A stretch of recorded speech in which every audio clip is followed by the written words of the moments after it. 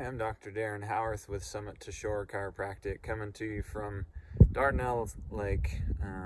Just going for a bike ride and want to shoot a video talking about kind of return to activity, return to sport, return to work, all of those, same concept with all of them. So living in Tahoe, obviously this is a place that we want to be able to do some of these activities, and getting injured sometimes can set us down, set us back just a little bit.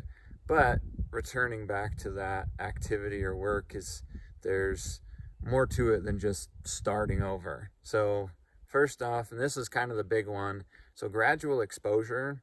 So for example, I'm out on a bike ride.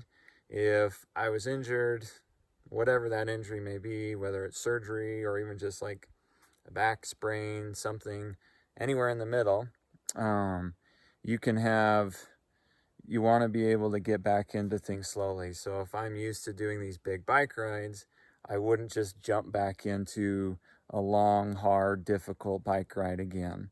I'd go out on some shorter rides, some flatter rides, things like that. I can be able to modify some of those things and slowly work things back up to what I used to be at.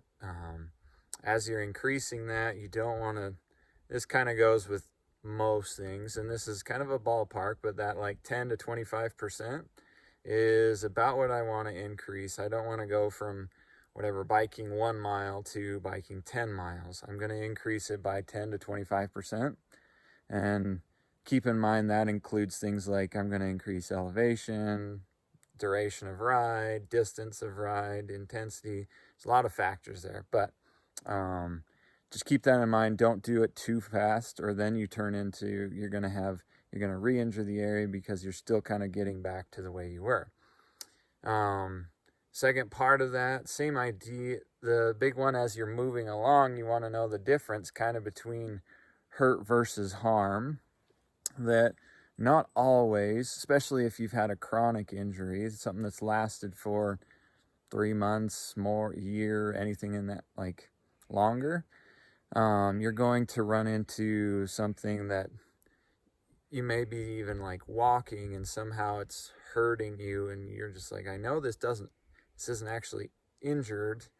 And so you kind of have to nudge that line of like, I'm going to kind of push through this. However, next point, that no pain, no gain concept is not completely true as well.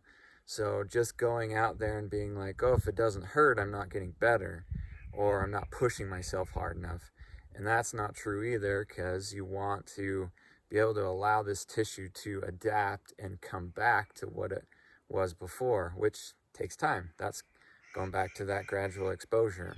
So being able to add things in slowly is going to be a big factor on getting you back to where you are before you injure yourself again. It's a common one, that people will just jump into things too fast and then they injure it again, and then they have to start over, or it sets them back a few steps.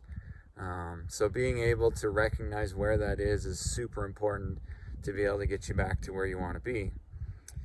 And the other one of just staying active, whatever that may be, that doesn't have to be these big activities, the bike ride, the run, the skiing, whatever it may be. It can be go for a walk. Honestly, I tell this to people all the time. 2 of the best things that you can do for a recovery is, 1, walking like 15 to 20 minutes. That's great for recovery, almost any injury, because it just gets the blood flowing. It's usually not going to harm anything.